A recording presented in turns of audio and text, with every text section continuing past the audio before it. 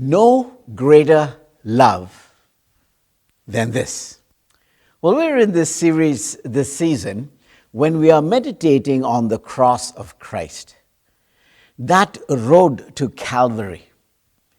And we pause, as it were, slow down a little to let the martyrdom, the suffering of Jesus marinate in our minds as we think, what love is this?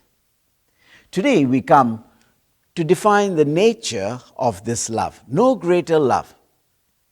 Let me read a passage of scripture regarding the crucifixion and then delve straight into our message. Listen to this, John chapter 19, and I want to begin from verse 17. The King on the cross. This is Jesus.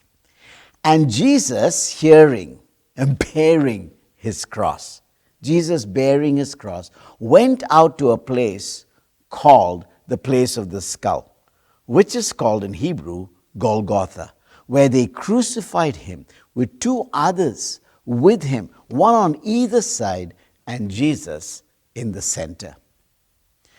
Now listen to this. Pilate, he wrote this title and he put it on the cross, and the writing was, Jesus of Nazareth, King of the Jews.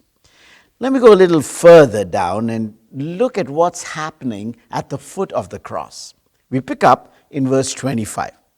Now there stood by the cross, while Jesus was on the cross, Jesus' mother and her sister, Mary, the wife of Cleopas, and Mary Magdalene.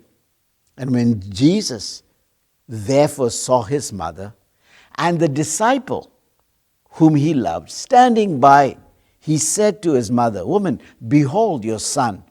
And he said to the disciple, Behold your mother. And from that hour, the disciple took her into his home. Now here we read the final victory cry. After this, Jesus, knowing that all things were now accomplished, that the scriptures might be fulfilled, said, I thirst. Now a vessel full of sour wine was sitting there, and they filled a sponge with that sour wine, and they put hyssop and put it to his mouth. And so Jesus had received this sour wine. He said, Tetelestai, it is finished. And bowing his head, he gave up his spirit. Here we've seen our dying Lord speak.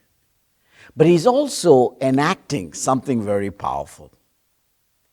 The concept of love, loving sacrifice. Now let me say that when we use the word love today in our contemporary context, we really don't understand what love is, isn't it? I feel sorry to say that most of what we call love is so erotic, it's sensual in nature. Or at best, it's selfish. I love ice cream, I love the suit, I love the movie, I love my grandmother. I mean, really, what is love?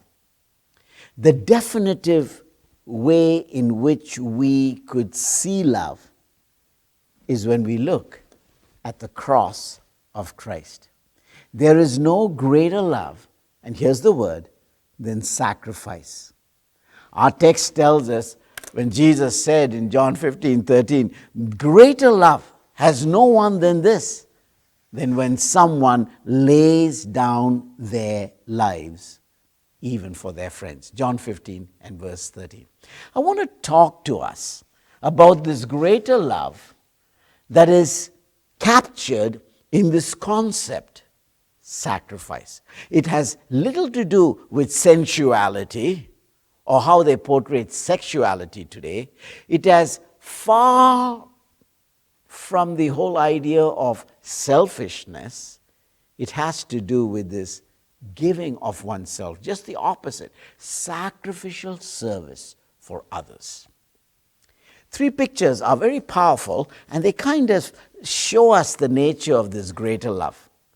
And all I want to do is to give us each of these three pictures as I draw it out of this passage in John chapter 19. The first picture we see is that of a Passover lamb, a Passover lamb.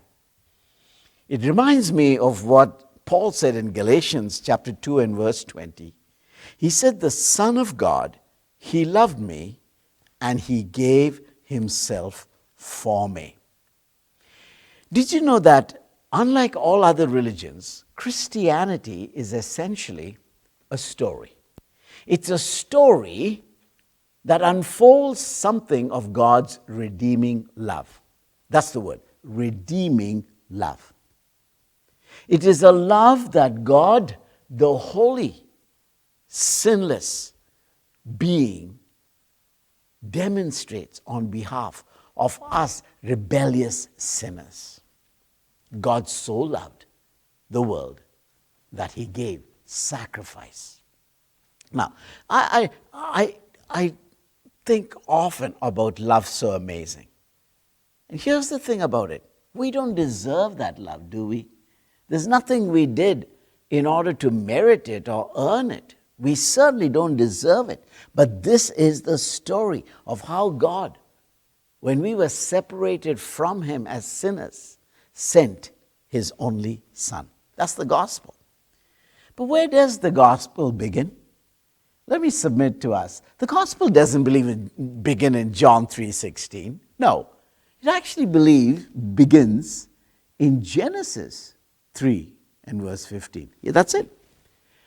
Even when we had sinned as a human race in Adam and Eve, God in that curse pronounces the blessing of redemption. And he promised that the seed of the woman will be there to crush the head, the authority of Satan, and give us victory.